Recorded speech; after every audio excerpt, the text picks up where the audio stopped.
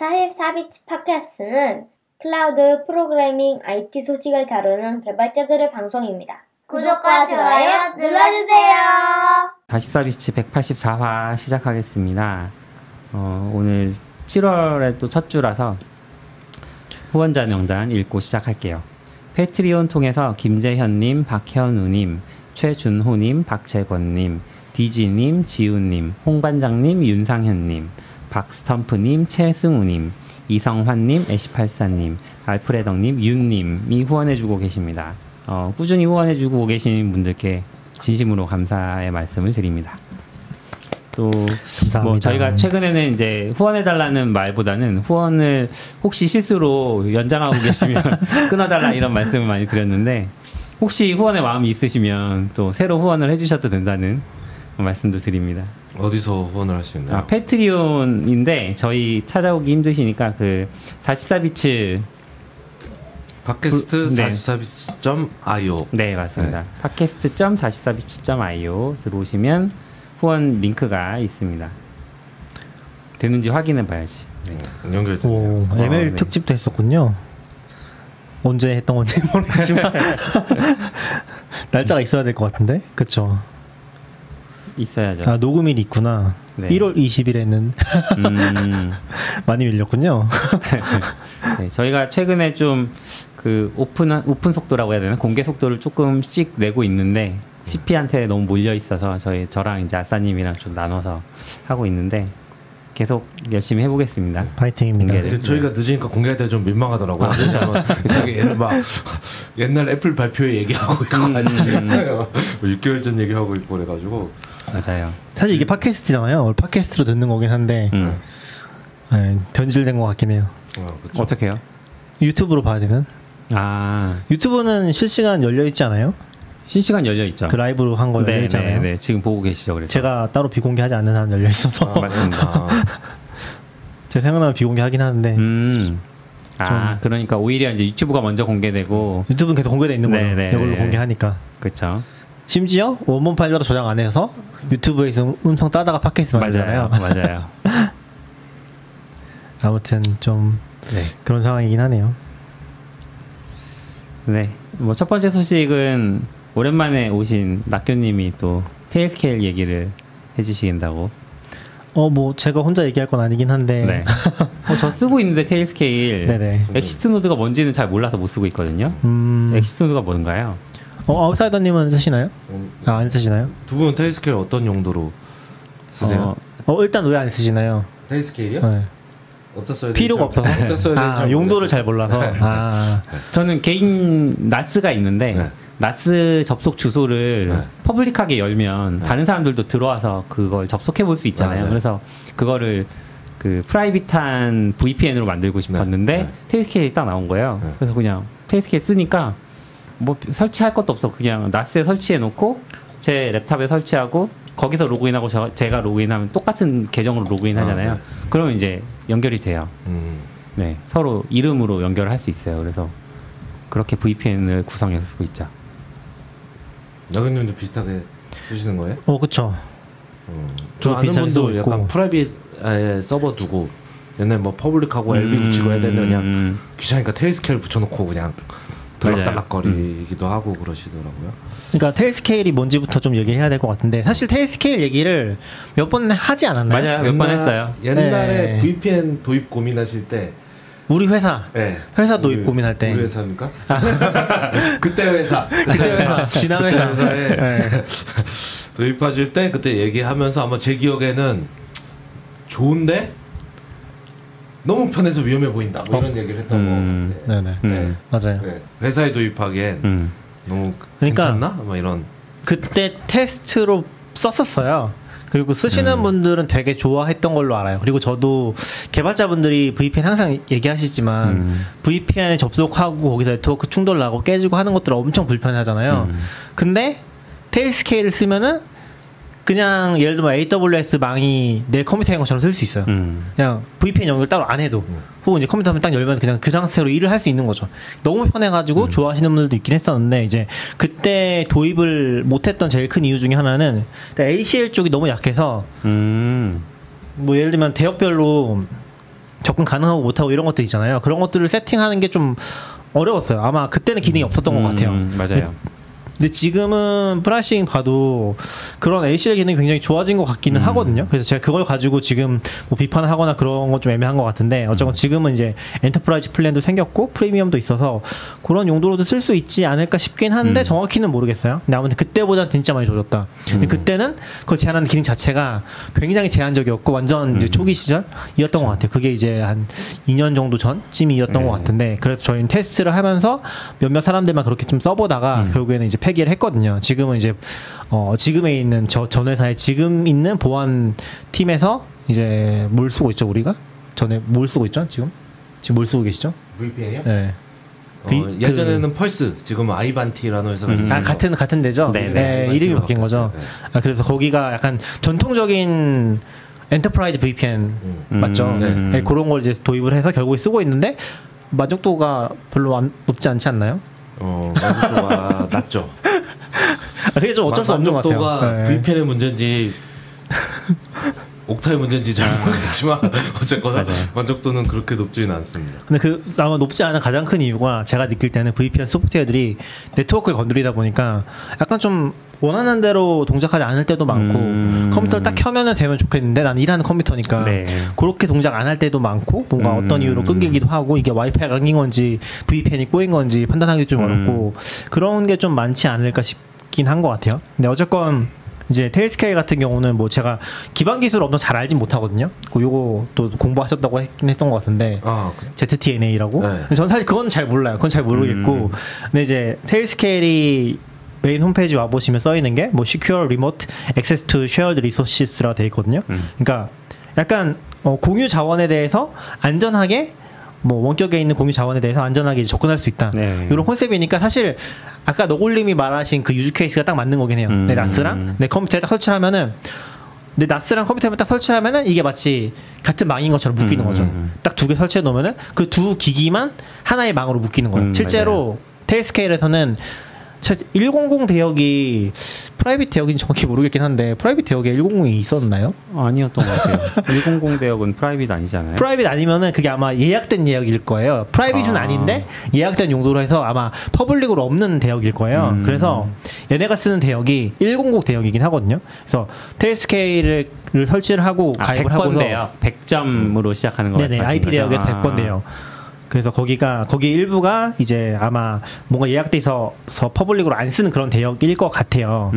그래서 이제 여기 이제 가입을 하고 이 클라이언트를 깔고서 이제 사면은 이 IP가 나오거든요. 그럼 뭐 100.뭐뭐뭐.뭐뭐뭐. 해가지고 그 IP가 부여가 돼요. 그리고 예를 들면 제 컴퓨터에 설치를 했고 나스에가 설치를 하면은 또 이제 그 대역이 부여가 돼가지고 그 대역에 있는 IP가 하나 부여가 돼가지고 그 두 개끼리는 테일스케일 클라이언트라고 해야겠죠. 테일스케일 클라이언트가 깔려있는 한에서는 서로 이제 통신을 할 수가 있는 거죠. 그래서 요걸 이제 얘네 컨셉이 아마 베이스에 와이어 가드가 있는 걸로 알고 있긴 한데 그것도 이제 VPN 서버로 많이 썼던 거긴 한데 그런 걸 가지고서 어떻게 연결을 시켜줘가지고 모르겠지만 매직이라고 할게요. 매직으로 연결을 시켜줘가지고 나는 그냥 그 IP로 접근할 수가 있는 거죠. 그러면 두 개가 어쨌건 이제 테일스케일 상에서 얘네 컨셉은 아마 얘네가 중계를 해주긴 하는데 트래픽을 중계하는 게 아니라 연결만 중계해주고서 데이터를 감청하거나 그런 건 아닌 걸로 알고 있어요. 그래서 그렇게 믿고 쓴다고 하면은 안전하게 이제 퍼블릭 오픈 아무것도 없이 쓸 수가 있는 거죠. 근데 물론 이제 전제는 두 기기 모두 인터넷에 연결돼 있다는 전제 하에서 대신에 이제 포트 포워딩 같은 거 할 필요가 없는 거죠. 아까 노골님이 얘기하셨던 게 나스를 공유기에 연결된 상태에서 공유기에서 포트 포워딩해서 열어주잖아요 보통. 그쵸. 그럼 뭐 5,000번인데 뭐 5만 번에다 열어놓고 하는데 이제 그런 데서 제일 많이 당하는 게 이제 무작위 공격하는 거잖아요. 그럼 로그 보면은 막 이상한 거 찍혀 있고 뭐 PH 어디 이런 거 찍혀 있고 그런 거 나오는 게 다 무작위 공격인데 그런 것들을 아예 피해갈 수가 있는 방식이긴 한 거죠. 그래서 내가 연결하고 싶은 기기들만 딱딱딱 연결하면은 그냥 그 상태에서 쓸 수 있는 거예요. 그래서 너무 편하게 이제 홈 네트워크. 그러니까 홈 네트워크라고 하면 이상한데 홈일 필요도 없어요. 그러니까 우리가 홈 집에서 거기에 기기들만 연결시켜 놓잖아요. 그러면은 보통은 이제 그 공유기나 스위치 아래에 있는 장비들이 하나의 홈 네트워크가 되는 건데 그럴 필요도 없어요. 사실 뭐 이렇게 쓰면 안 될 것 같긴 하지만 회사에 있는 장비랑 뭐 어떤 장비랑 연결한다고 치면은 그냥 자동으로 연결되는 거죠. 그래서 약간 스몰 오피스 같은 환경에서는 완전 꿀인 그런 시스템인 거죠. 근데 써도 되지 않나 싶기는 한 것 같아요. 저도 그냥 그때 너무 편해서 위험하다? 약간 그런 것도 그때도 막 써보진 않았지만 그런 느낌이 있잖아요. 이렇게 막 연결해도 되나?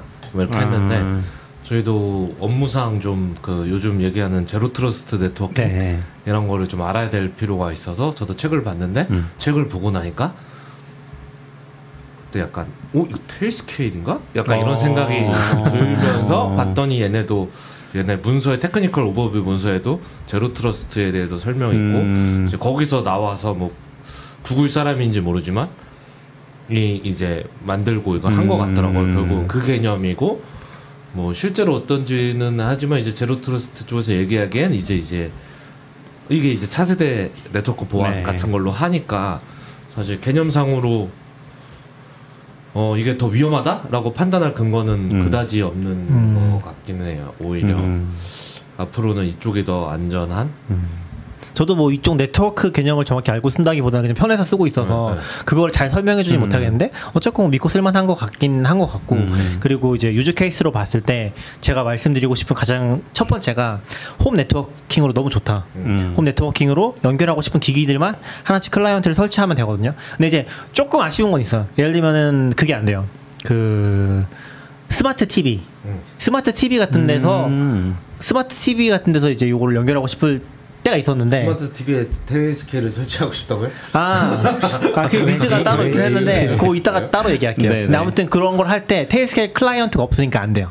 근데 대신에 윈도우, 맥 OS, 뭐 시놀로지, 리눅스 계열에서는 다 지금 클라이언트가 있거든요. 그리고 얘네도 그걸 굉장히 많이 확장을 했어요. 그래서 웬간한 기기는 다 있고 조금 해킹 가능하다고 해야 되나? 그런 뭐 파이어 TV 같은 거 있잖아요. 그 뭐라고 하지 그거? 파이어 TV를 뭐라고 하죠? TV 셋탑박스. 셋탑박스인데 미니 USB로 꼽는 거. 동글. 그런 것도 뭐 리눅스 타입인지 모르겠지만 설치를 쓸 수가 있기는 해요. 그래서 그런 것도 확장이 가능하니까 웬간한 기기는 지금은 범용적인 기기는 다 된다. 그리고 정확히는 모르겠는데 애플 TV 같은 경우도 지금 다음 버전에 VPN 지원이 들어간다고 들었었거든요. 그래서 요것도 그게 되면은 또 앱이 나오지 않을까? 라는 기대도 좀 하고 있어요. 어쨌건 이제 그런 식으로 구성을 하면은 그냥 딱 클라이언트들만 설치해서 클라이언트들끼리 연결을 하는 거죠. 나중에 그러면 이제 USB 형태로 클라이언트를 넣어서 이렇게 TV에 딱 꼽으면 할 수 있죠. 그렇게는 안 되네. 그렇게는 안 되겠죠.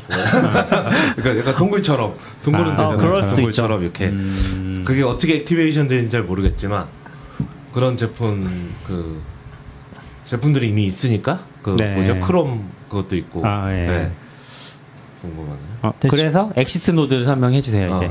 네네. 그래서 기본적으로 그렇게 쓰면 너무 좋은 것 같고 사실 엑시트 노드 개념도 제가 기억하기로는 테스트 할 때 이미 썼던 기능이긴 하거든요. 그게 왜냐면은 우리가 아마존 서버를 쓰고 싶어요. 예를 들면 아마존 망을 접근을 하고 싶어요. 이 VPN으로. 근데 아마존 바스티온 서버 같은 데다가 요걸 설치해 봤자 베스티온밖에 접속을 못 하잖아요. 왜냐면 그 100 제역대 IP가 할당이 되어 있는 게 아니니까 점프해서 들어가야 되잖아요. 무슨 얘기인지 아시겠죠? 점프는 가능하겠죠. 왜냐면 그 장비가 내부에 있는 다른 장비에 접근할 수 있으면은 그 안에 들어가서 거기서 SSH로 접속을 하면은 테일스케일로 바스티온 들어간 다음에 바스티온에서 다시 들어가는 거죠. 바스티온 여기서 그냥 이름을 그냥 그렇게 쓴 거고 뭐 간접적으로 쓰니까 꼭 그 의미는 아니에요. 근데 아무튼 그런 머신이 있다고 했을 때 또 바스티온 그렇게 쓰죠. 네네. 그렇게 해서 넘어갈 수 있다는 거죠. 근데 그렇게 안 하고 엑시트 노드 개념이라는 게 있거든요. 그 바스티온을 엑시트 노드로 만드는 거예요. 그거는 그냥 설정을 하면 돼요.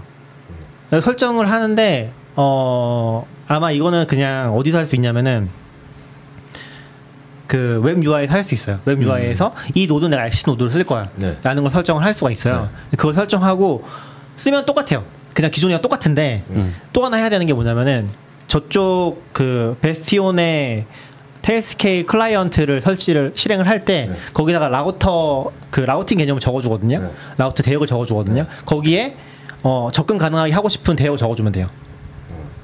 그렇게 적어주고 걔를 엑시트 노드로 쓰잖아요. 그러면은 제가 이제 좀 어려운데 설명이. 이걸로 이제 이해하고 계신가요? 네. 원래는 바스티온을 통해서 접근할 수 있었던 대역을 바스티온을 들어가지 않고도 바로 다이렉트로 접속할 수 있다 뭐 이런 얘기인 거야? 맞아요. 그 엑시트 노드를 켜놓으면. 근데 이게 정말 좋은 개념이 뭐냐면은 거기까지는 되게 좋은 것 같아. 좋은 것 같은데 더 좋은 거는 그 엑시트 노드 자체를 클라이언트에서, 그러니까 내가 맥 OS에 설치가 돼 있어요. 맥 OS에 보면은 엑시트 노드로 쓸 수 있는 노드들이 나오거든요. N개가 나와요. 엑시트 노드를 여러 개 만들면은 선택을 해서 쓸 수 있어요. 그러니까 그 대역을 막 왔다 갔다 할 수 있는 거죠. 그래서 저쪽에 셋업을 그 라우팅 개념만 그 클라이언트 실행할 때 셋업해 놓고서 엑시트 노드 활성화 시켜 놓고서 다른 클라이언트에서는 선택해서 엑시노드 접근할 수가 있는 거예요. 뭐 알파 VPC, 프로드 VPC 이런 식으로 이름 적어놓고 그렇게 쓸 수도 있겠죠. 네, 그래서 엑시노드를 거기 있는 거 쓰면은 거기를 통해서 대역이 가는데, 예를 들면 이쪽 그 바스티온의 내부망 대역이 뭐 172.10이다. 그러면 그렇게 172.10 지정해놨잖아요. 그럼 다른 클라이언트에서도 172.10으로 접속을 하면은 자동으로 접속이 돼요. 글로 간다는 거죠? 네네네. 글로 가는 거죠. 그래서 다 쓸 수 있다. 엑시트 노드에다가 요 라우팅 개념을 결합을 하면은. 근데 그것도 좋은데 엑시트 노드 자체도 좋은 게 뭐냐면은 엑시트 노드를 활성화 시켜서 내 클라이언트에서 엑시트 노드를 지정을 했어요. 바스티온으로. 그러면은 트래픽이 전부 다 그쪽을 통해서 가요. 그러니까 우리가 보통 VPN이라고 하면은 뭐 노드 VPN 같은 거 있잖아요. 뭐 VPN 서비스들. 네. 그런 것처럼 이쪽을 통해서 가버리니까 마치 그 컴퓨터에 접속하는 것처럼 쓸 수 있는 거죠. 인터넷 전체를. 예를 들어 내가 클라이언트를 뭐 라이트세일로 일본 걸 하나 띄워놨어요. 근데 거기다 클라이언트 내가 라우터 대역 안 쓴다고 치고 엑시노드 지정해 놓고서 그쪽을 지정을 하면은 이거를 그냥 일본 VPN처럼 쓸 수 있는 거예요. 그러네요. 그 엄청 간단하게 되는 거죠, 그게. 그래서 되게 활용도가 많다. 기존에 있던 VPN 용도까지 다 커버를 하면서 쓸 수가 있다. 그리고 기존에 있던 VPN 용도가 내부망 접속하는 거랑 방금 얘기했던 그런 외국에 있는 서버를 통해서 뭐 다른 서버에 접속한다거나 그런 것들이잖아요. 그런 것도 다 가능하다라는 컨셉에서 되게 좋다. 라는 얘기를 하고 싶었던 거. 지금 얘기들이 좀 꼬인 것 같은데. 아무튼 네네. 첫 번째는 이제 홈 네트워크로 쓰기 좋다는 거고, 두 번째는 기존 VPN처럼 다른 망에 붙어서 쓰는 것처럼 내부 네트워크 접속하기 좋다. 홈 네트워크에 엑시노드 놔두면은 홈 네트워크를 내가 밖에서도 마음대로 접속할 수 있는 거잖아요. 그리고 세 번째는 그 엑시노드를 이제 뭐 특정한 트래픽 경로로 쓰고 싶으면은 거기 설치해놓고 엑시노드 쓰면은 거기 통해서 이제 인터넷 트래픽이 다 나간다. 그런 관점까지 다 쓸 수 있는 거죠. 그래서 기존 VPN의 효용이 거의 다 커버가 되는 것 같아요. 커버가 되고 또 이제 내 안에서만 도니까 이거를 막 써도 저는 뭐 개인적으로 쓰는 거니까 안에서 서로 열어도 뭐 위험하다는 느낌은 전혀 없긴 하거든요. 대신에 오히려 저 컴퓨터 어떻게 접속하지? 라고 하면 막 머리 아프잖아요. 집에 있는 그쵸. 컴퓨터에 밖에서 낯을 접속하고 싶은데 거기서부터 고민이 되는 거죠. 포트 포워딩으로 열까? 근데 그러면 또 아까 얘기한 것처럼 외부에 열리니까 싫어. 그 퍼블릭 IP 열리는 거 싫으니까 그럼 VPN을 설치해야겠네? VPN을 설치해서 쓰잖아요. 보통 L2TP 같은 거 붙여서 쓰는데 그러면 또 뭔가 귀찮고 마음에도 안 들고. 그래서 원래는 제가 생각했던 거는 테일스케일로 클라이언트 연결시켜 놓고서 그 엑시노드가 정확히 기억을 못해서인지 몰라서인지 모르겠지만 거기다가 다시 VPN L2TP로 열면은 되나 이게? 이중으로 그렇게 씌우면 이게 되나? 라고 해서 했는데 잘 안 되긴 하더라고요. 그러니까 테일스케일로 연결을 해서 테일스케일의 그 VPN IP가 있잖아요. 왜냐하면 VPN도 다시 또 결국에는 VPN을 거기 만들어도 이 VPN 자체를 퍼블릭 IP 열어야 돼요. VPN 내가 인터넷 접속을 하려면 그것도 싫은 거죠. 네. 그래서 귀찮기도 하고 기분 나쁜 거죠. 네. 그래서 이 VPN 서버를 테일스케일 IP로 접속할 수 있나? 약간 VPN 위에다 다시 VPN 씌우는 듯한 그런 느낌이잖아요. 근데 테스트 해봤을 때 잘 안 되긴 했어요. 잘 안 돼서 쳤다 보니까 엑시노드 이거 예전에 많이 봤던 것 같은데 뭐였지? 라고 보니까 그게 딱 그걸 해주더라고요. 나 이게 필요 없어진 거죠. 대신에 이제 저는 이제 외부에서 작업할 때 홈 네트워크에 이제 그거 하나만 열어놓고도 나스에다 엑시노드만 해놔도 다 테일스케일 안 돼 있어도 접근할 수가 있는 거죠. 이승우님이 이걸 깔끔하게 한 용어로 정리해 주셨어요. 아웃바운드 트래픽 게이트웨이 같은 게 생기는 거네요. 잘 모르겠지만 맞습니다. 네네. 그쵸 맞아요. 용어가 그래서 이게 사실 제가 어렵게 설명했는데 방금 요 트래픽 보내는 부분에 대해서는 거기 그림을 보면 좀 더 명확하게 알 수 있어요. 원래는 맥 OS 이 컴퓨터에서 인터넷 트래픽 바로 나가면은 그 그림에는 엑시노드 설명하는 그림에는 여기서 엑시노드를 지정한 컴퓨터로 트래픽 가서 다시 나가는 거예요. 그래서 요 구간이 암호화돼 있잖아요. 그럼 이게 좋은 점이 뭐냐면은 이게 최근에는 VPN을 보안 용도로 쓰라고 하거든요, 일부러. 그러니까 요 구간이 암호화돼 있기 때문에 요 구간에서 데이터를 가져갈 수가 없어요. 이 구간에서 어떻게 통신되는지 혹은 이제 막 우리 공유기 외부 공유기들은 절대 쓰지 말라고 하잖아요. 그런 게 이제 그쪽 구간이 되게 취약한 구간이라 그런 건데 여기서는 그 구간 자체가 암호화되어 있기 때문에 내 컴퓨터 통해서 가니까 그냥 믿고 쓸 수 있는 거죠. 오히려 더 안전하게. 트래픽 자체가 그쪽 공유기라든지 이런 데 통하지 않게 되니까. 그런 관점에서도 되게 좋은 거죠.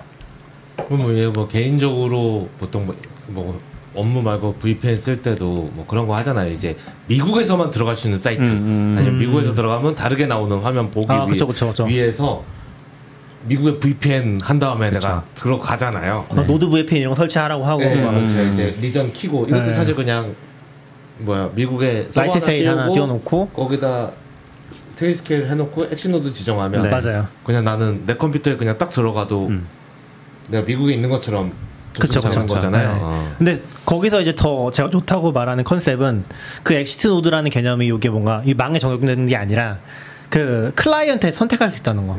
엑시트 노드가 N개 있을 때 내가 선택해 쓸 수 있으니까 내 홈 네트워크 들어갔다가 얘기하신 미국 네트워크 잠깐 들어갔다가 왔다 갔다 할 수 있는 거죠. 그게 굉장히 편하게 성립이 되는 거. 그런 게 뭐 좀 좋았던 것 같아요. 그래서 요즘에 좀 더 적극적으로 쓰고 있고 요거를 좀 어떻게 잘 써볼까? 잘 써볼 건 없긴 한데 이미 잘 쓰고 있긴 한데 근데 아까 뭐 스마트 TV 얘기는 왜 하신 거예요? 네. 그거는 제가 일본에 최근에 갔었는데 오사카를 잠깐 갔다 왔었는데 네. 거기서 이제 티빙을 보고 싶었거든요. 네. 좀 다른 얘기로 연결되긴 하는데 티빙을 보고 싶은데 티빙은 일본의 서비스가 안 돼요. 안 되죠. 보통 대부분 콘텐츠 사업은 다 외국 나가면 다 안 돼. 근데 티빙의 정책이 조금 웃긴 게 동남아는 또 어떻게 된다고 하거든요. 동남아 몇 개 국가에서는 여기서 뭐 해외 IP 지정을 해서 공식적으로 요거 액티베이트를 하면은 7일간 볼 수 있다. 그런 게 있더라고요. 근데 일본은 거기 포함이 또 안 되는 거예요. 그래서 일본은 안 되는데 다운받아 놓고 가야죠. 그러니까 오프라인. 그것도 그런데 다 다운받아 놓고 가서 그래서 이제 그걸 좀 고민하다 그때 엑시노드 새로 안 해놨었으니까 요걸 쓰면 되겠다. 엑시노드 쓰면 되겠다. 라고 생각을 했던 거죠. 네. 메타브로만 보는 거면 엑시노트만 하면 되지. 일본에 스마트 TV 들고 가진 않았을 거잖아요. 그렇죠. 왜 스마트 TV에 붙고 싶어? 그러니까 스마트 TV에 붙고 싶은 게 아니라 이제 반대로 생각을 해보면은 예를 들면 제가 지금 호텔 방에 있는 스마트 TV에 그것도 그런데 지금은 다른 케이스예요. 지금은 다른 케이스예요. 그런 케이스가 하나 있었고 집에서 최근에 이제 트위치 화질이 떨어졌잖아요. 네. 아내랑 이제 트위치를 많이 보거든요. 트위치를 화질이 확실히 안 좋아요. 왜냐면 컴퓨터로 막 좋은 화면에서 지금 4K로 게임하고 있는데 그거 보면은 이제 되게 기분이 좀 안 좋잖아요. 그래서 좋은 화질로 보고 싶은데 그걸 하려면 미국 VPN이 있어야 되거든요. 근데 이런 게 다 지금 막히고 있어요. 막히 잘 안 되고 있는데 사실 미국 VPN 그냥 연결 생으로 돼 있으면은 안 될 이유는 없잖아요. 그쵸. 내가 직접 띄운 거고 이게 막 서비스를 막은 것도 아니고 못 막잖아요. 그래서 그렇게 해서 쓰고 싶은데 스마트 TV에서 이제 이 엑시노드를 지정해서 쓸 수 있으면은 트래픽을 글로 보내니까 되겠죠 아마. 될 텐데 지금 그걸 고민하면서 막 해보니까 결과적으로는 일단 방법은 없는 것 같다. 기본적으로는 방법은 없는 것 같고 그래서 방법이 없으니까 좀 찾다 보니까 VPN 라우터라는 게 또 있더라고요. VPN에 접속된 상태에서 이제 뭐 AP 같은 거 만들어주는 그런 게 있어가지고 그걸 하나 사보긴 했어요 지금. 그래서 요것도 좀 재밌었던 컨셉인데 그 VPN 라우터가 되게 작게 나오더라고요. 이게 막 기업용 장비처럼 나오는 게 아니라 되게 작게 나와서 들고 다니면서 쓰라고 하더라고요. 그게 아까 얘기했던 거랑 똑같은 컨셉이에요.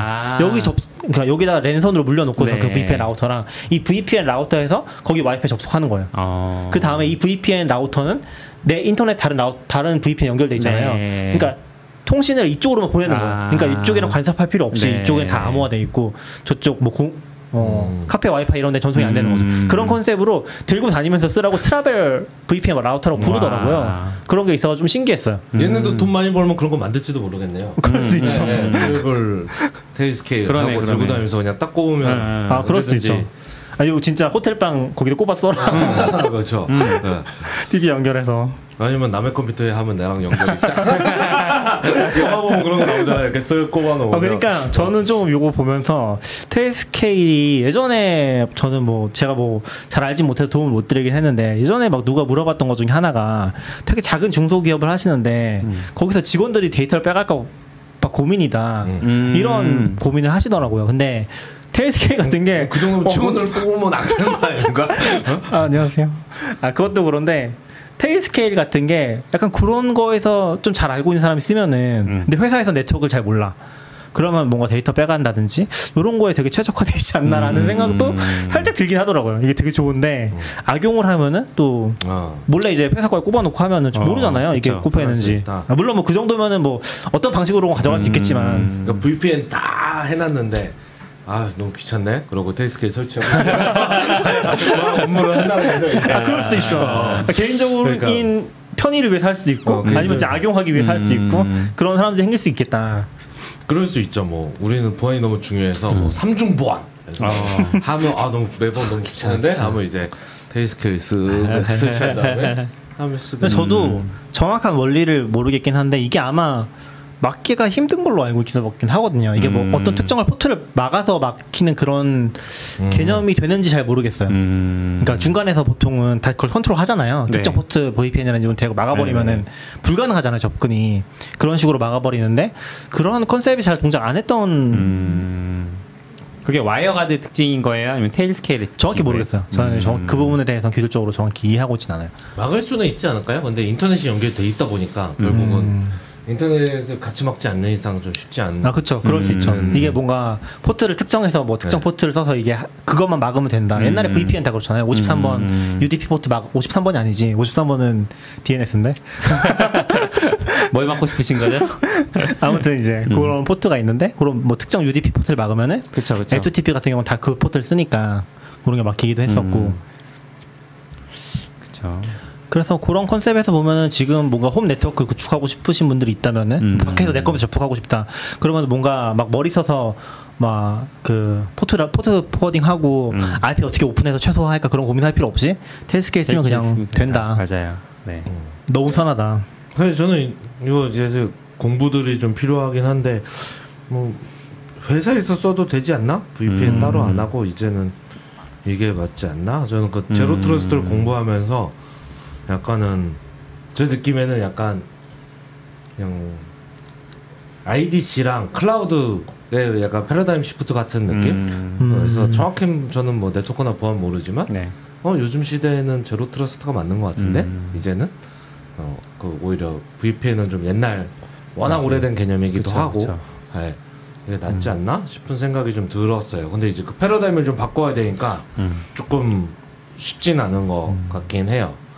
왜냐하면 이게 근데 제로 트러스트들이 대부분 좀 이런 컨셉을 가지고 있더라고요. 그냥 이렇게 그냥 스위치만 띡 키면 그냥 딱 붙어서 맞아요. 뭐야 이거 괜찮은 거야? 괜찮은 거야 진짜? 나를 막 우리 왜 느낌이 안정화되면 막 지문 인식하고 막 계속 한 번 더 누르고 뭐 MFA 번호 입력하고 막 이래야 될 것 같은데 바로 되는 그런 컨셉을 가지고 있는데 이제 계속 얘기하는 건 안전하다 걱정 마라 이렇게 하는 것 같아서 이제는 오히려 요즘 스타트업 하면 이런 거를 그냥 고민해 봐도 괜찮지 않나? 특히 저는 요게 딱 좋을 것 같은 유즈 케이스가 작은 스타트업들 실제로 처음에 그런 거 얘기했었거든요. 작은 스타트업에서 진짜 좀 뭔가 리모트 사무실 구성을 하는 그런 용도처럼 쓰는 경우에 유즈 케이스로 있었던 것 같고 그리고 공짜로 쓰기도 되게 좋은 게 원래 얘네 정책이 조금 애매했었거든요. 근데 좀 바뀌어가지고 지금 프리플랜을 보면은 유저는 3명까지 되고 디바이스는 100개까지 되거든요. 이거 진짜 너무 말도 안 되는 거라고 생각해요. 그쵸. 진짜 말도 안 되는 거라고 생각해요. 그냥 거의 공짜로 써라. 사실 이런 거 보면 장사 되게 못한다.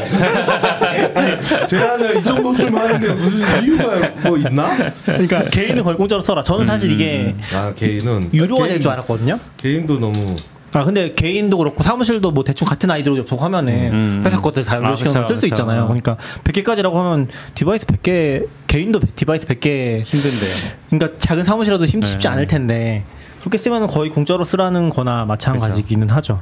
그래서 너무 편하게 쓸 수 있고 지금 스타터나 프리미엄 플랜까지 넘어가도 이제 좀 좋아지는 것들이 뭐 ACL 같은 것들 이런 것들이 이제 결국 회사다워지는 거죠. 회사에 쓸만한 것들 그런 것들이라서 그렇게 엄청 큰 메리트가 있는 것 같지는 않아서 프리플랜으로 쓰기만 해도 개인 네트워크 구성하는 걸로는 거의 너무 퍼펙트하고 그리고 방금 아웃사이더님 얘기해 주셨지만 그 편의성을 느낄 수 있는 그게 좀 차원이 다른 것 같아요. 내가 VPN을 접속해서 홈 네트워크에 잠깐 들어왔다 이런 개념이 아니라 그냥 여기가 홈 네트워크야. 그냥 192 대역으로 내 홈 컴퓨터에는 접속이 돼. 항상 그런 느낌이거든요. 그래서 이 켠다 껐다의 그런 컨셉이 없어요. 항상 켜져 있어요, 그냥. 근데 이 제로 트러스트를 사실 거의 제대로 시작한 게 구글이고 그리고 구글 때문에 업계가 이렇게 된 거고 이제 구글이 쓴다는 건 이제 꼭 작은 기업만 쓰진 않고 또 작은 기업은 VPN 세팅해도 되게 어설프게 세팅하거든요. 그렇죠. 시한테 놓고 오픈 뭐 그런 거 오픈 VPN 설치하는데 놓고 하고 하기 때문에 사실 그게 더 이제 느낌만 그렇지 실제로 더 안전하냐 또 쉽지 않고 오픈 VPN에 막 인증 설정 엄청 많은데 이거 잘하고 있는 건가? 그렇죠. 잘 돼 있는 건 아무도 이제 못 건드리고 어느 날 안 되면 전화해서 혹시 누구 사무실 계신가요? 제부팅 한번 해주시겠어요?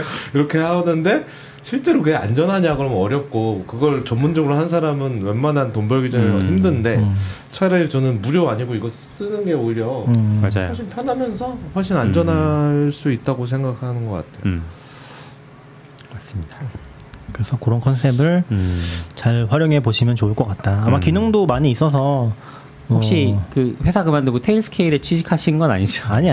너무 영업사원처럼 지금 말씀을 잘해주셔서 무료로 쓰기 좋다. 무료로 꼭 써보시면 좋을 것 같고 아마 신세계를 맛보지 않을까. 이런 거 이제 메일 보내서 내가 한국에서 내가 나를 뭘 주면 한국 지사장? 그러니까 한국 지사장이나 내가 영업을 하고 펀바이로 몇 프로 나한테 떨어져라. 근데 이제 돌아다니면서 이제 컨설팅 해주고 영업하고. 네. 근데 아마 한국에서 쉽게 뭔가 큰 기업에 도입하기 쉽진 않을 것 같아요. 왜냐면 VPN을 쓴다는 그 보안 컨셉 있잖아요. 그거를 벗어나기 힘들 거라서 아마 쉽게 이게 퍼질 것 같진 않다. 규모가 되면은 규모 작은 데서 그냥 맘대로 막 하니까 쓰기 너무 좋은데 그런 컨셉은 좀 있을 것 같긴 한 것 같아요. 오히려 이런 데서 이제 아마 제로 트러스트 말하시는 거에서 강조하는 거는 그 트래픽 자체를 암호화하는 거랑 그리고 어딘 로그 엄청 강화하는 거 그런 거일 것 같긴 하거든요.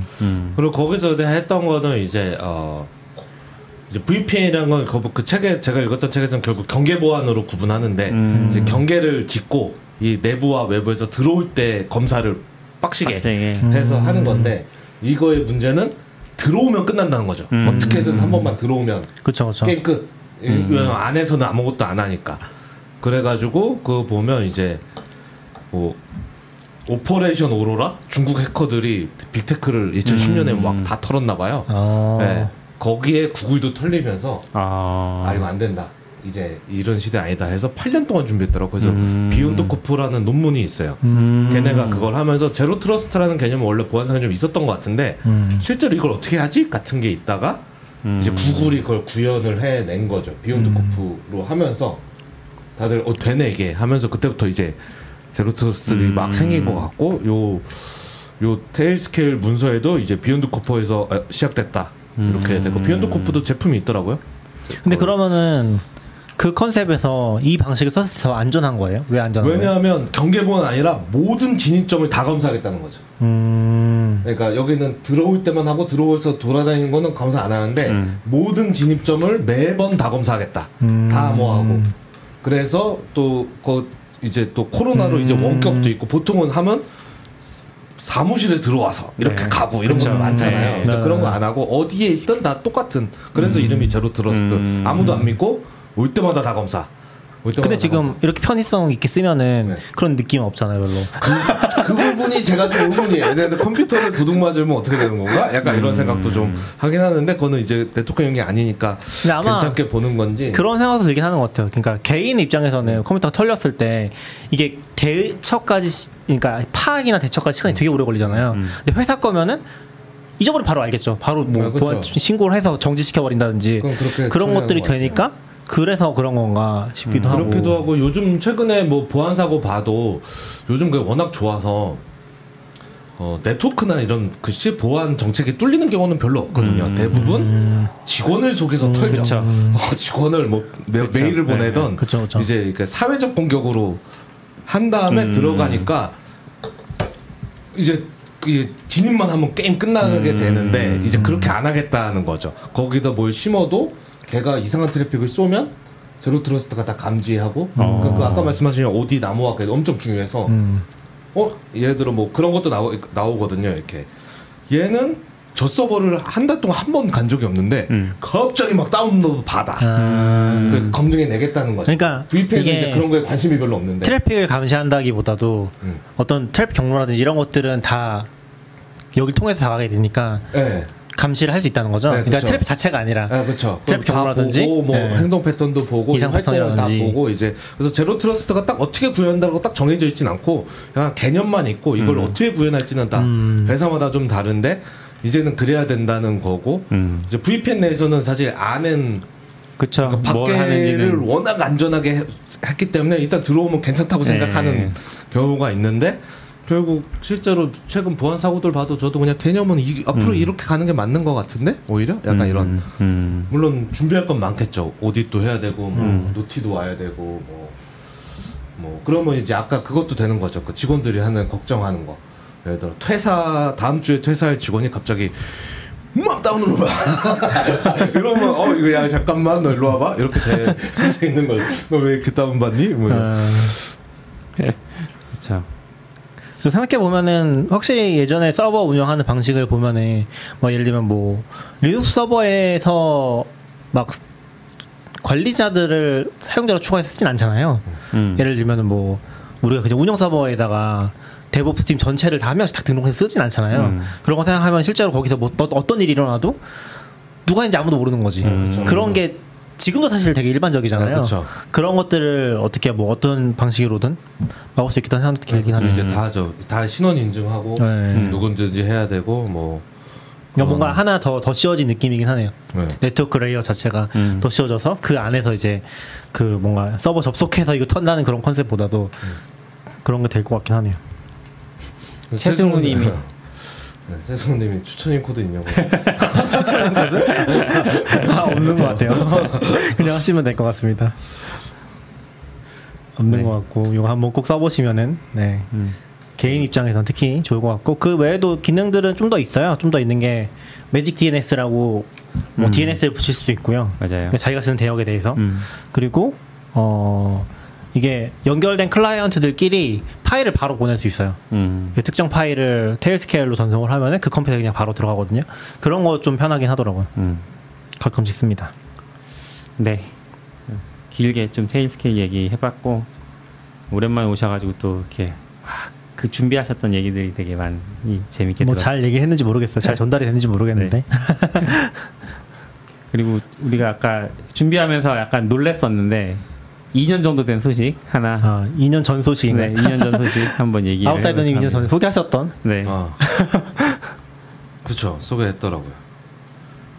사실 이거 며칠 전에 나교님이 저희 슬랙 채널에 센트오이스가 디프레이크 되었네요. 그래서 진짜요?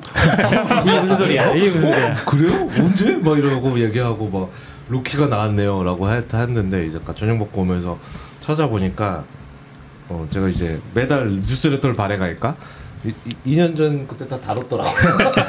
근데 크게 관심이 없었나봐요. 그냥 완전히 기억에서 사라진 걸 보니까 그냥 센트오에스를 사실 코드 짠 사람들은 저는 사실 우분투 계열을 더 데비안 계열을 더 좋아하니까 보통 센트오에스 그러니까 레드햇 계열보다 이게 그래서. 제가 느끼기에는 아마도 이 센트오에스가 레드햇 계열이잖아요. 얘기하신 것처럼. 네. 레드햇 계열이 레드햇이 사실 엔터프라이즈 계열이었고 그리고 원래 뭔가 전통적인 의미에서 서버 하시던 분들 다 센트오에스 엄청 많이 쓰셨고 엄청 좋아했잖아요. 그쵸. 옛날에는 그래서 약간 리눅스 서버 하면 센트오에스 이런 느낌이었고 제가 기억하기로 뭐 시피님도 얘기해 보면은 네이버에서 막 서버 받아 쓰고 할 때 얘기 들어보면 다 센트오에스 받아서 처음에 도커 안 되고 해가지고 도커 엄청 쓰고 싶은데 못 썼다고 막 그런 얘기 했었거든요.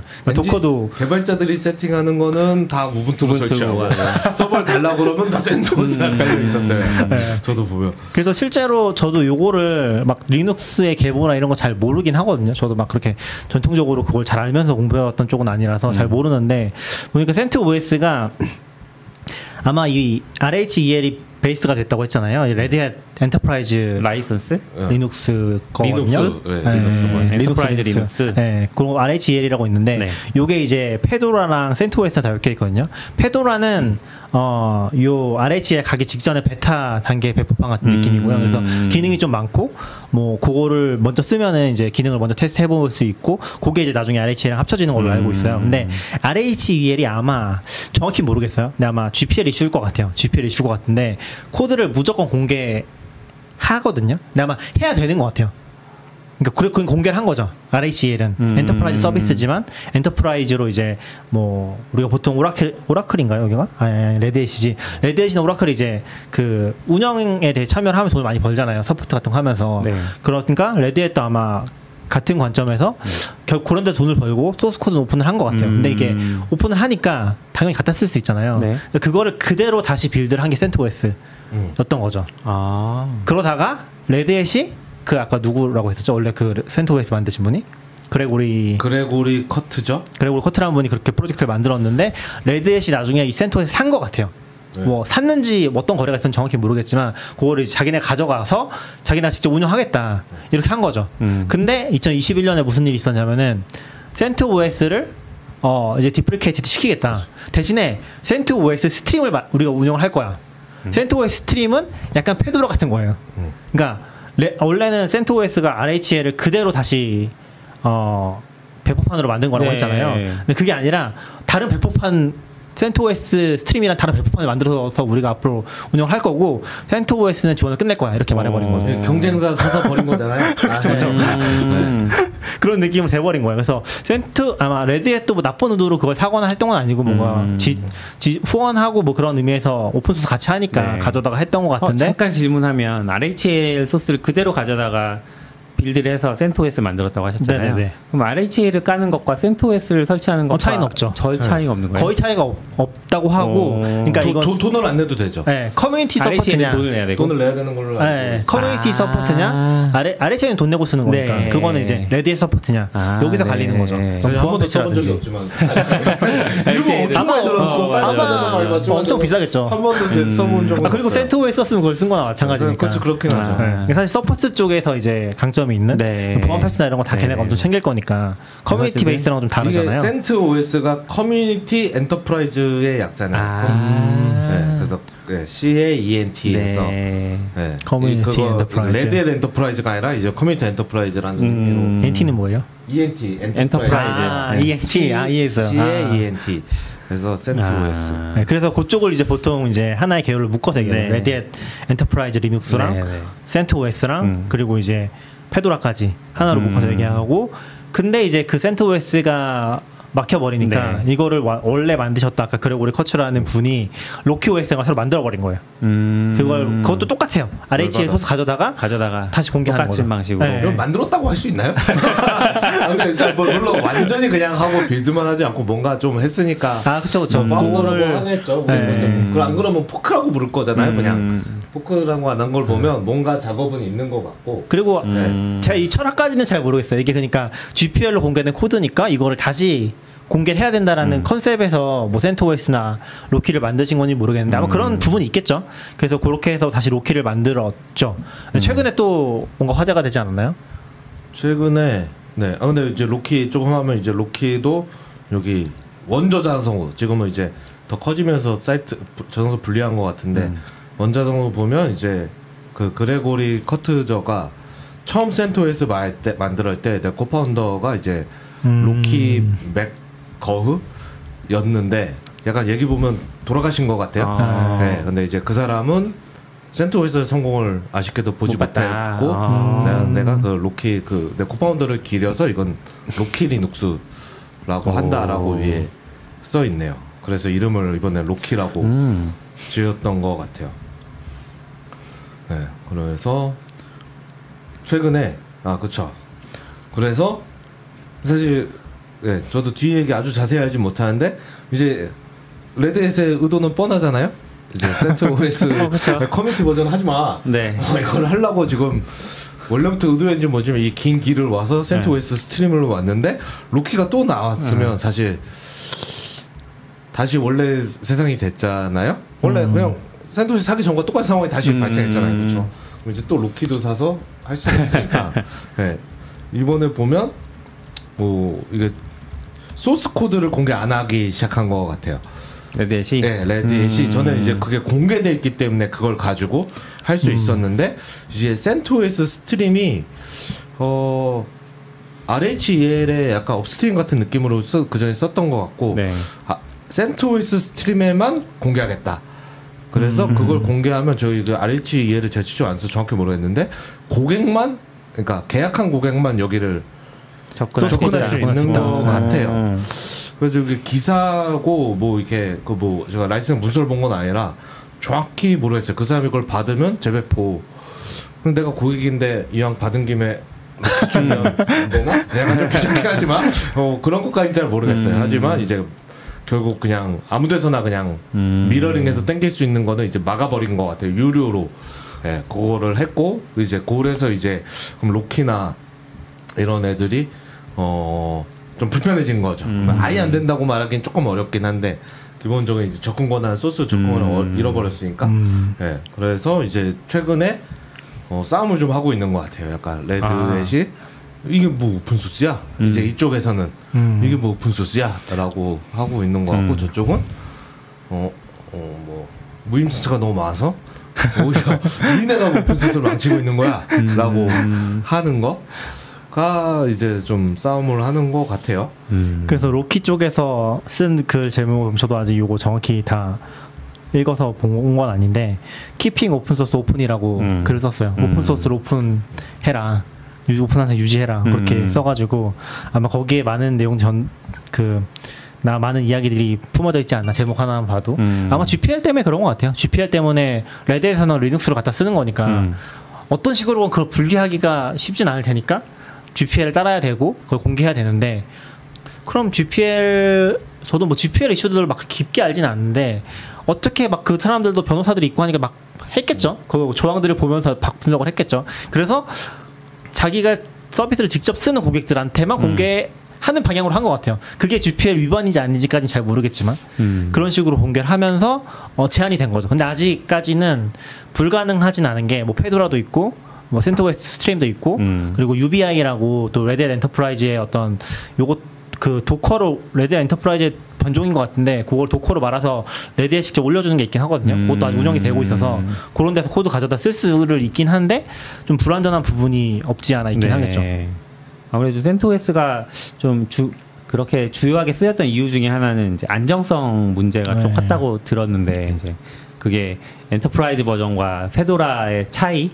페도라에서는 약간 실험적인 기능들도 많이 넣고 하지만 그 안정화된 것만 엔터프라이즈에 넣으니까 이제 그래서 CentOS가 그 안정성을 그대로 물려받았던 건데. 그렇죠. 그래서 SE 분들도 아마 CentOS 훨씬 좋아하고. 그렇죠. 근데 이제는 역사 속으로 사라졌다. 이제 개발자들은 약간 항상 최신 좋아하니까 우분투 최신 딱 나와서 그냥 파이썬 막 전부 다 깃 다 새 버전 깐 다음에 막 하는데 그래서 저쪽은 이제 보수적으로 천천히 하나씩. 실제로 CentOS도 보면은 버저닝이 그렇게 높지 않거든요. RHEL도 그렇고 7, 8 이랬잖아요. CentOS가 8이 마지막. 7, 8도 거의 한 15년, 20년 이렇게 봤던 것 같은 기억이 들어요. 7도 엄청 오래 봤었고 그랬었는데 우분투는 뭐 거의 22.4, 22.4. 그렇죠. 연도랑 같이 가니까. 그쵸. 아마 LTS 버전이 5년인가 지원하는 걸로 알고 있고 그게 짝수해 4월에 나오는 버전 뭐 22.04 요런 게 이제 LTS로 알고 있거든요. 그거만 LTS가 돼. 근데 나머지는 되게 짧아요. 6개월인가밖에 지원 안 해줘요. 그렇죠. 리눅스인데 분명히 들어가서 APT가 안 먹으면 뭐지? 처음에 좀 당황하고 염 해보고 염 어떻게 쓰는 거야? 명령어 찾아보고. 요즘은 하나 더 알아야 되잖아요. 이제 알파인. APK. 알파인. 염도 안 돼? APK가 그런 게 있죠. 맞아요. 그래서 아무튼 저는 이번 도커 허브 쪽 보다가 요거를 새삼 알았거든요. 사실 관심이 없어서 CentOS가 디플리케이트 전혀 몰랐고 옛날에는 저희 뭐 같이 도커 많이 했었지만 도커 쓰면은 우분투에서 좀 테스트해보고 CentOS 테스트해보고 이러는 걸 많이 했었거든요. 근데 최근에 그런 작업을 하나 해보려고 하다 보니까 CentOS가 이미지 들어가 봤는데 디플리케이션 노티스가 돼 있는 거예요. 되게 깜짝 놀랐죠. 심지어 2021년이야. 그래서 좀 보다 보니 그런 게 있는데 근데 마침 제가 그걸 보고 있을 때 얘기하셨던 그 사건이 또 같이 터진 거예요. 라이센스를 이제 앞으로 공개 안 하겠다. 약간 그런 얘기가 나오면서 로키 쪽에서 또 그거에 대해서 의견 글을 블로그에 지금 올라와 있거든요. 네. 그런 거 올리고 그러면서 다시 한번 또 화제가 되고 한국어 기사도 몇 개 나온 것 같아요. 이번에 바이라인에서도 관련 기사 나왔었고 그런 거 보시면 좀 더 상황을 이해하시는데 도움이 되지 않을까? 근데 저는 사실 뭐 제가 막 리눅스 계열로 이렇게 막 깊진 않아서 엄청 잘 알지는 못해요. 그 정도 생각하시고 들어주시면 저희도 이런 라이센스 얘기 같은 거 여러 번 라이센스한 같은 거 아주 근본적으로는 저는 그 클라우드랑 뭐 엘라스틱 이런 싸움하고 몽고디비 이런 거랑 좀 다 맥락은 더 결국 그냥 돈을 벌고 싶은데 이런 건데 그러니까 오픈 소스를 비즈니스화 할 때 문제 한계를 결국은 사실 그 맥락을 타고 있다고 생각하거든요. 레드햇도 그렇다고 볼 수 있죠. 사실 돈을 얼마 버는 리눅스를 가져다가 문제하는 거죠. 이게 약간 오픈 소스가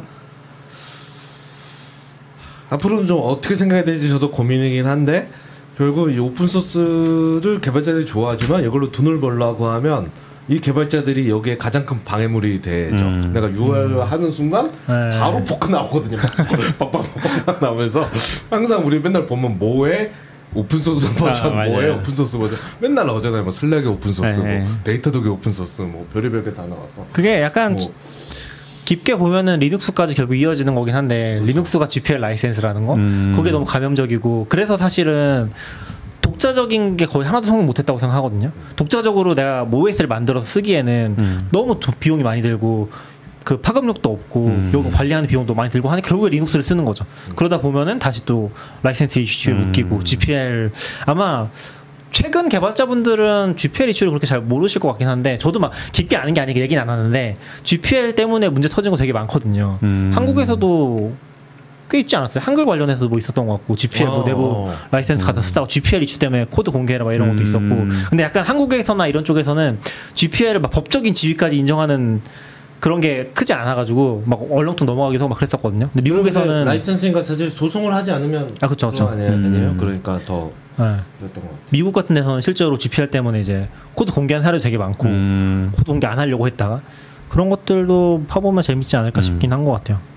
그래서 되게 그쵸 프로그래밍 세계 근간에는 되게 재미있는 흥미로운 GPL이라고 하는 지나치게 감염적인 이걸 그렇죠. 갖다 쓰면 소스 코드 무조건 공개해야 되거든요. 그렇죠. 그러니까 요 최근에 있는 MIT나 이런 거는 완전 뭐라고 해야 되죠? 약과라고 해야 되나? 그렇죠. 되게 약한 라이센스긴 하죠. 사용자를 많이 배려한. 그렇죠. 그냥 맘대로 써라 그런 느낌이라면 공개 안 해도 되잖아요. MIT 공개 안 해도 되잖아요. 감염성 없잖아요. MIT 그거 공개 안 해도 돼요. 공개 안 해도 그거 돼요. 어트리뷰션만 넣으면 돼. GPL 이런 거는 다 공개해야 되고. 사실 저도 뭐 자세히 모르고 가물가물하지만 그게 GPL이 그 누구죠? 리처드 스톨만이 이제 해서 하는데 그 시대에는 그게 필요했고 좀 지나 보니까 너무 이게 강하다. 너무 강해. 이래서 어려우니까 이제 오픈소스 이니셔티브가 나와서 이제 거기서 좀 더 유한, 그쵸. 적당한. 왜냐면 이게 너무 강해서 돈 벌려고 한 사람은 이걸 쓸 수가 그러니까 오히려 어느 시점에 넘어가니까 GPL이 원래 그 전염성을 위해서 계속 오픈소스를 확장시키려고 시작됐는데 확장이 안 된다고 생각한 그 당시에 왜냐면 너무 전염성이 강하니까 그래서 이제 조금 더 전염성이 좀 덜한 것들이 이제 시작된 것들이 이제 아마 오픈소스 이니셔티브 이거 만든 사람 에릭 레이먼드 거기서 맞아요. 이제 준비해가지고 지금은 이제 약간 오픈소스 이니셔티브가 좀 더 주류가 돼. 오픈소스 이니셔티브에서는 밀고 있는 라이센스들이 있는 거예요? 그게 MIT 이런 것들이 다 그쪽에 있을걸요? 그렇군요. 그리고 갑자기 생각 안 나네. 뭐 있는데 그거를 좀 더 약하게 한 것. AGPL 이런 거요? 잠시만요. 헷갈려. AGPL은 아닌 것 같긴 한데 아무튼. 여기 근데 오픈소스 이니셔티브 웬만한 거 다 있어요. 엄청 많아서. 거기서 모아서 그냥 관리하나 보군요. 좀 옛날엔 좀 기억하고 있었는데 다 까먹었네.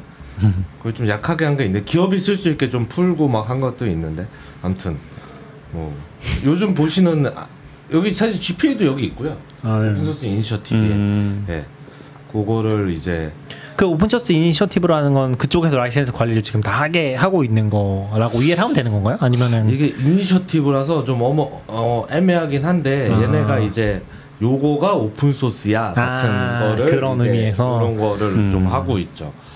그래서 여기에 등록돼 있는 거 뭐를 하고 이런 거 얘기하면 안 찾아보고 얘기하면 누가 아닌데. 그러니까 그래서 저 라이센스 얘기를 안 해요. 잘 모르면서 지금 뭐 찾아보고 있었는데 지금 갑자기 생각나고 얘기하니까 불안해요.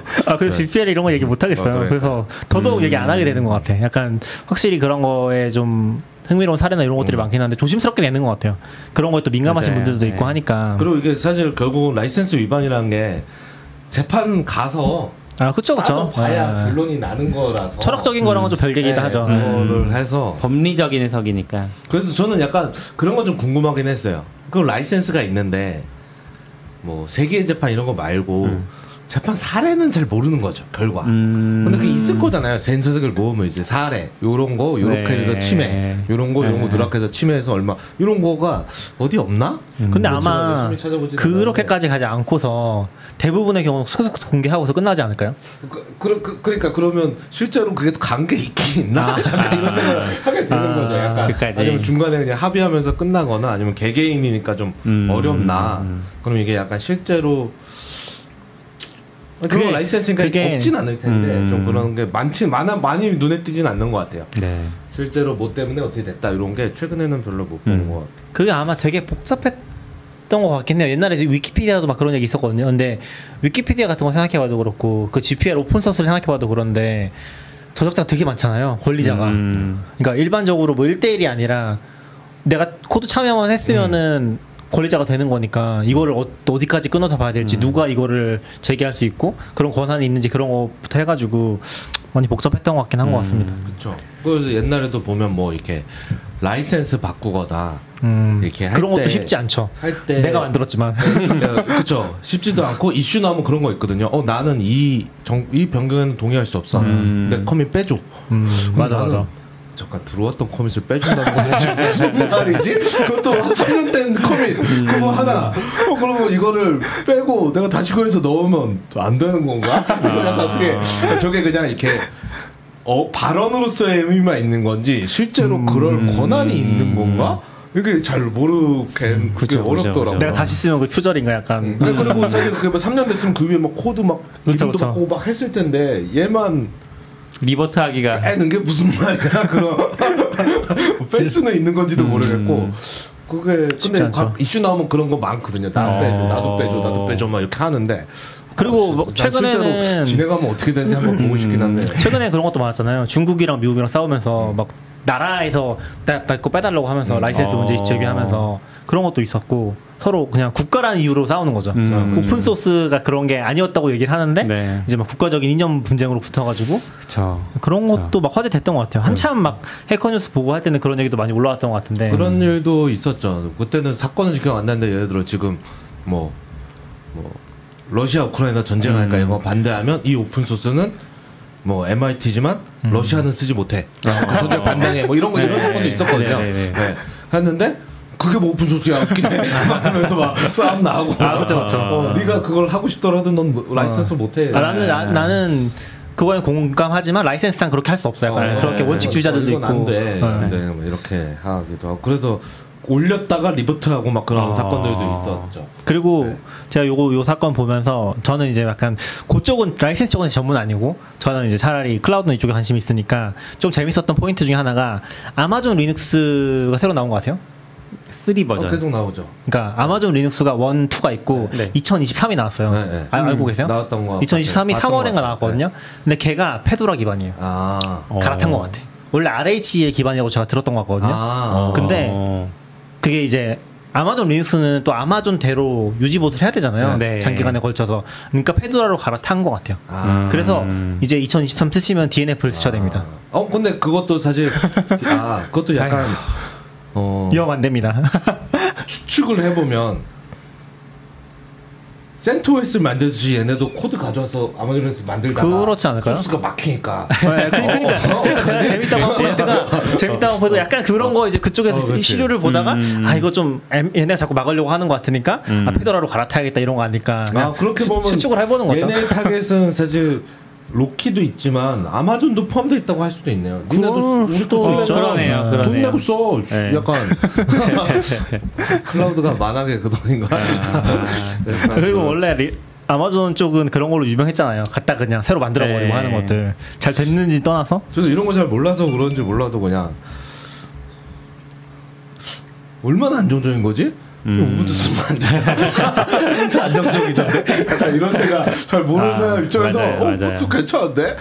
아니면 2022 아직 좀 신경 쓰이면 2020.04 쓰면 되잖아. 약간 4년 됐으니까 3년 됐으니까 이런 생각이 좀 드는데 그래도 실제로 저 약간 시스템 레벨 보는 사람한테는 훨씬 메리트가 있다고 이쪽에 페도라 계열이 생각하니까 계속 이렇게 하는 것 같아요. 그렇겠죠. 네. 그래서 한번 개발 그렇게 하면서도 레드햇은 정말 많이 보모가 알지만 한 번도 레드햇에 뭘 가져다 써보거나 한 적은 없는 거 같아요. RHL 써본 적도 없고 되게 가까운 듯하면서 되게 먼 맞아요. 아마 실제로는 약간 미국에서도 포춘 500 이런 데서 그냥 진짜 의사결정으로 갖다 쓰는 회사에서 안정적인 거 써야 된다 하니까 우분투는 안 돼. 오픈소스니까. 옛날에 그런 거 있었잖아요. 오픈소스 도입 사례 이런. 그리고 오픈소스 되게 많이 쓰는데 도입 사례를 따로 찾아야 되나 이런 글들 보면 약간 그런 컨셉의 회사들이 갈리잖아요. 그런 데서는 그냥 우린 지원해 준다고 레드에 쓸 거야 약간 그런 느낌으로 맞아요. 많이 갔던 게 아닐까 싶은데 아니 뭐 그걸 쓰시는 분들을 폄하하는 건 전혀 아니고요. 네. 의사결정으로 보면은 우리가 잘 안 보이는 게 특히 프로그래밍 입장에서는 프로그래머 우분투 좋아하는 거는 접근성은 훨씬 높아서 그런 것 같긴 해요. 그냥 공개도 잘 돼 있고 정보도 많고 최신 버전 라이브러리도 잘 올라오고. 네. 그리고 최근에 쿠다 같은 거 보면은 WSL 이런 것도 보면은 WSL에서 그래픽 카드 같은 거 지원 보면은 공식적으로 우분투 가지고 지원해주고 있긴 하거든요. 다른 데도 못 쓰는 건 아닌데 그런 것도 보면 우분투 쪽이 조금 표준으로 가지 않나? 리눅스 쓴다고 하면은 그렇죠. 아마 WSL에서도 우분투 거의 제일 많이 쓰는 것 같고. 그렇습니다. 네. 센토S 얘기 좀 해봤고요. 2년 지난 2년 묵은 네. 2년 묵은 신소식. 네. 뭐 그러면 이제 최근 소식 따끈따끈한 거 한번 얘기해 볼까요? 스레드 까셨어요? 아니요, 저는 스레드 안 까셨어요? 아싸님은요? 저는 오늘 깔았어요. 오늘 깔았어요? 오늘 나왔잖아요. 저도 오늘 깔았어요. 어제는 예약만 해놨고 네. 그게 약간 오늘 7월 6일인가? 7월 6일 출시, 5일 출시였던 것 같아요. 5일 출시인데 아마 그게 미국 시간일 테니까 어제는 앱스토어에는 있고 예약하기가 되더라고요. 오늘 자고 일어나서 아침에 보니까 다운이 받아 있었어요. 앱스토어에 예약하기 기능은 뭔가요? 그런 기능이 있었나요? 저도 언제부터 있었는지 모르는데 7월 5일 출시 이러고 바뀐가? 그 버튼을 누르니까 받아지진 않고 이렇게 뭐 거의 예약됨인가 이렇게 바뀌어 있었던 것 같아요. 페북이랑 친하진 않으니까 페북을 위해서 만들어준 것 같진 않은데 원래 뭐 얘도 게임은 예약 판매 많이 하니까 맞아요. 하지 않았을까? 네. 그럼 새벽에 다운로드 받아지는 거예요? 그게 출시가 되니까 자동 다운로드가 된 것 같아요. 네. 저는 안드로이드는 안 나왔을 줄 알았는데 의외로 안드로이드가 나와가지고. 안드로이드 나왔어요? 네. 아까 옆 사람 보니까 아직 검색했는데 안 나와서. 저는 안 나왔나 보다. 처음에 이제 스레드 닷넷인가요? 뭐 그 홈페이지가 있잖아요. 홈페이지로 그래? 들어갔더니 다운로드 받기가 있는 거예요. 그래서 안 되겠지 하고 눌렀는데 구글 앱스토어가 열려서 있네? 그러고 다운 받아서 설치를 했죠. 근데 처음에 좀 뜨악했던 건 이게 아무래도 이제 저는 트위터를 대신할 수 있는 후보 중에 하나로 들어간 거니까 그러면 핸들을 내가 마음대로 좀 지정하고 싶은데 아무리 페이스북이 만든 앱이라지만 안 되죠. 바로 인스타그램이랑 연동돼서 인스타그램이 연동돼요? 네, 인스타그램이랑 연동돼요. 그것도 이상한데? 그게 좀 이상한 포인트예요. 근데 이게 뭐냐면 파워드 바이 인스타그램이에요. 스레드 앱 자체에 그 설명이 있잖아요. 앱스토어에 가면 한 줄 설명이 당신의 생각을 텍스트로 공유하세요. 근데 인스타그램은 당신의 생각을 이미지로 공유하세요거든요. 예전에. 그러니까 이렇게 보니까 좀 특이하긴 하네요. 파워드 바이 인스타그램이다. 근데 저는 왜 이걸 파워드 바이 인스타그램? 인스타그램이 되게 트위터 같다는 생각 많이 했어요. 저 인스타그램 안 쓰긴 하는데, 그러니까 최근에 많이 쓰는 경향이, 그러니까 왜 이런 얘기 생각을 하냐면은 뭔가 사건 터졌을 때 이게 유행하는 사과문 공식 같은 게 있잖아요. 어디서 공유한다. 뭐 예를 들면 한동안은 막 에버노트 페이지에다가 알 수는 없지만 뭐 구글 드라이브에다가 막 그런 트렌드가 있었는데 최근에는 이제 인스타그램에다가 막 직접 쓰거나 아니면 인스타그램에 이제 자기 생각 같이 올리거나 짧은 문구랑 해가지고 그런 게 또 유행하는 것 같아서 트위터랑 비슷하다는 생각을 많이 했던 것 같아요. 오히려 안 쓰지만 사실 뭐 페이스북이나 트위터는 이제 뭐 사실 요즘 세대가 쓴다고 하긴 어렵고 그래요? 요즘은 그 이제 학생들 10대 학생들이 카톡을 안 쓰고 인스타그램의 메신지를 쓴다고 하시더라고요. 그래요? 카톡도 갔어요 이제? 네네 카톡을 안 쓰시고 인스타그램이 더 카톡은 부모님이랑 할 때만 인스타그램이 더 오래된 것 같은데 인스타그램 생각보다 되게 오래됐어요. 그래서 인스타그램 메시지를 그렇게 쓴다고? 라는 생각을 했었고 뭐 또 모르죠. 요즘 또 바뀌었을지도 모르겠는데 최근에 들은 소식은 그렇습니다. 근데 아까는 별로 신경 안 쓰고 있는데 갑자기 파워드 바이 인스타그램인 게 네. 의외로 되게 이상한 신기한 조건인데? 라고 해서 약간 메타가 아니고 갑자기 아까는 아니라고 생각했는데 이렇게 보니까 트위터를 보다가 빨리 만들려고 인스타그램에서 사진을 빼서 잠깐만 이거를 어떻게 하면 다음 달까지 만들 수 있는 방안이 찾아와. 그러니까 인스타그램 팀이 그렇게까지는 안 소설을 써보는 거예요. 그러면 잠깐만 되잖아 약간 이런 거 안 가? 약간 이런 생각이 갑자기 드네요. 저도 이걸 인스타그램하고 붙였을 때 무슨 메리트가 있지? 약간 아예 그냥 단독 플랫폼도 아니고 왜냐면 이거 가입하면 인스타그램에 스레드 그게 표시가 돼요. 프로필이. 그럼 그거 빨리 퍼뜨리려고 그렇게 했던 거 아니에요? 그럴 수도 있죠. 근데 그러면 또 그럴 필요가 없긴 한데 그냥 인스타그램으로 통합하면 되지. 그렇죠. 약간 근데 아무튼 되게 트름하고 이게 그 마스터둥처럼 이제 얘는 패디버스? 네. 로 이제 향후 업데이트 할 거다. 그래서 이제 다른 플랫폼하고도 같이 이렇게 할 수 있는 거를 그걸 용어는 처음 봤어요. 패디버스를 하겠다고. 근데 향후라는 거니까 지금은 아닌 것 같아요. 네. 그래서 다른 플랫폼 뭐 블루스카이? 그래서 이게 그냥 일단은 나왔다니까 가입하긴 했는데 근데 그렇죠. 처음에 딱 가입하면 내 인스타그램 팔로우가 쭉 나오고 팔로우 할래? 이렇게 나오는데 그 목록에 다 이미 가입한 사람이 아닌 것 같기도 하더라고요. 아니에요. 네. 아닌데도 있어요. 네, 아닌데도 되는 거 같고. 인스타그램 친구들 이런 사람들. 근데 약간 그런 게 있는 거죠. 이제 좀 겹치긴 하지만 제가 트위터에서 팔로우한 사람과 인스타그램 팔로우한 사람 계열이 다르거든요. 맞아요. 저도 다른데 네. 이게 그러니까 모임이 다른 모임인 거죠. 네. 이거. 근데 이거를 합쳐니까 어색한데 이거는. 맞아요. 이게 왜 이렇게 되지? 약간 이런 느낌이 저는 그 어색함이 좀 있었고. 그리고 요즘 글을 쓰면 저는 좀 SNS를 많이 하니까 요즘 다 자동으로 막아놓으니까 트위터에 올리고 페이스북에 올리고. 저 얼마 전에 또 난리가 났으니까 이제 어제 원래 이러고만 있었는데 이제는 뭐죠? 블루스카이도 올리고 있었거든요. 스레드도 올려야 너무 귀찮은데 왜 춘추 시대가 돼가지고 웹 자동화를 하셔야 되지 않나요 이제 슬슬? 그러니까요. 퍼페티어 이런 걸로 넘어갔나 퍼페티어? 처음에 페이스북이 API를 막았을 때 포스팅 API를 막았을 때 너무 짠나가지고 내가 그걸 이제 람다로 써가지고 엄청 했거든요. 네. 근데 그 뭐 우여방법인데 그때 그 클라우드 앱에다 막아버린 것 같았어. 근데 로컬에서 너무 잘 되는데 앱 아마존만 올라가면 안 돼. 안 올라와. 오류 떨어지고. 이거 다 막았나 그래서. 그 뒤로 그냥 수동으로 하고 있죠. 실패하고. 아이고. 그래서 이거는 그래서 저는 오늘 아침에 보다가 사실 그냥 이게 뭔가 패러다임이 바뀌고 시대가 더 하면서 뭐 요즘 저런 게 유행이라 하면서 간다기보다 이건 지금 약간 지금 트위터가 난장판이 되면서 대체제로 나오다 보니까 사실 뭐 메리트가 있지 않은 거죠. 급한 거 아니에요? 트위터 망해가는 것 같은데. 망해라.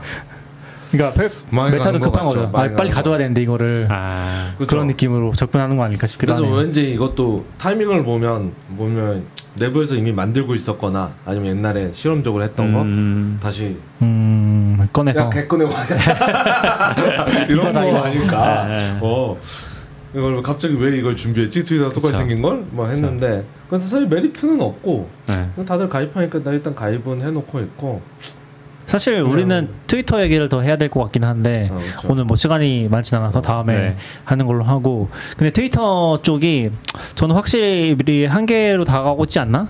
라는 생각은 드는 것 같아요. 그러니까 약간 저 정도 규모의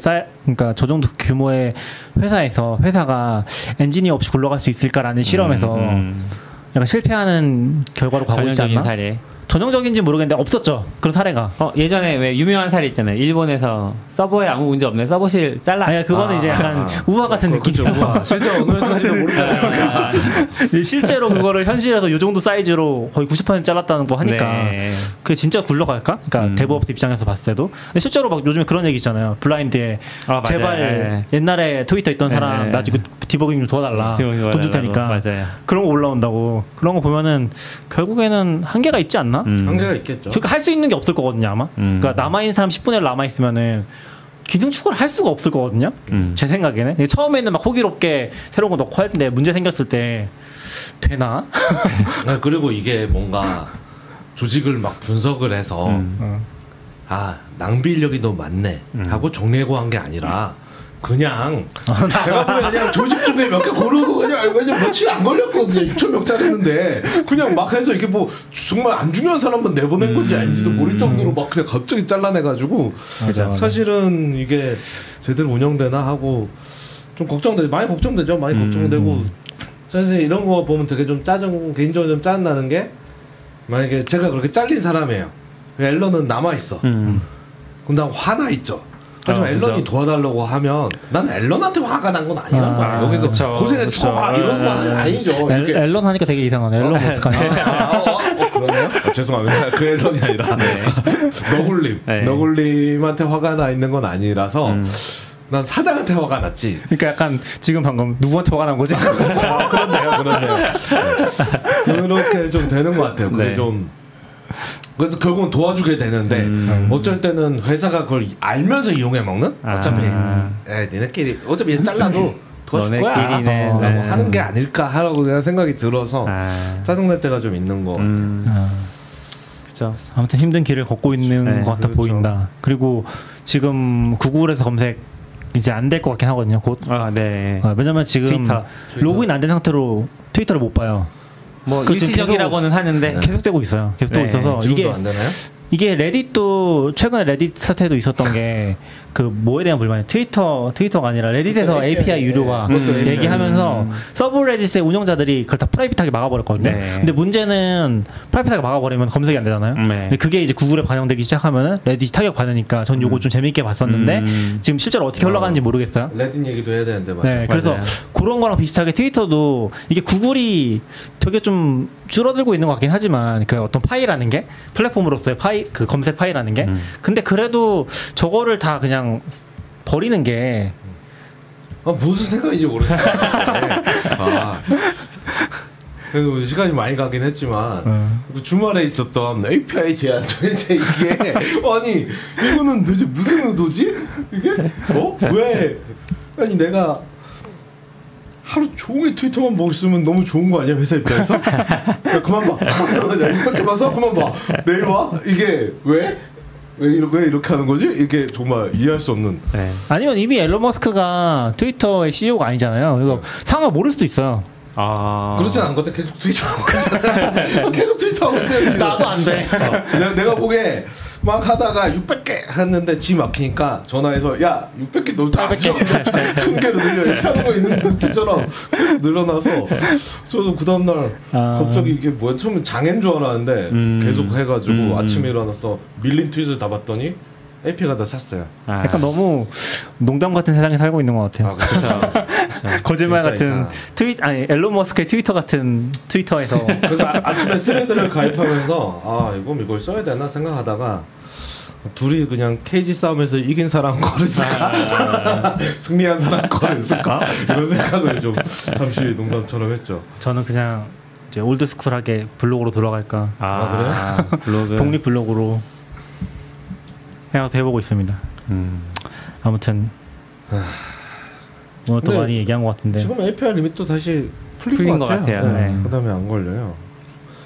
이게 명분은 그거잖아요. 앨런 머스크 말한 명분은 무슨 AI 업체에서 데이터 수집하는 거 못하게 한다 그런 거 아니었어요? 그런 거였는데 그때만 딱 그렇고 지금은 API 리밋에 한 번도 못 봤어요. 그러니까 약간 그 말을 한 것 자체가 일시적인 문제 다른 문제가 있는데 얘는 그냥 나는 그렇게 생각하니까 이렇게 하라고 했으니까 그 얘기를 한 거 아닐까. 그 얘기를 하는 거죠. 그때 돌아다닐 때 다른 얘기도 있을 거냐. 앨런 머스크 거짓말하는 거고 구글 클라우드에 돈 안 내가지고 GCP 캐시가 뭐 깨졌다 막 그런 것도 있었고 커팅 당해서 안 한 거다라고 하고 신기한 게 뭔지 그 다음날 다다음날인가 돈 냈다라는 글 이후에 나는 한 번도 못 봤어. 그래서 이게 정말 그러니까 실제로 돈 못 내가지고 문제가 발생하고 있는 건데 그냥 앨런 머스크가 포장 떨고 그때도 웃겼던 게 약간 저도 속았는데 누가 뭐 가짜 계정 앨런 머스크 이름 바꾸고 그러니까 자세히 보면 그 핸들은 다르죠. 사진 건 다음에 네.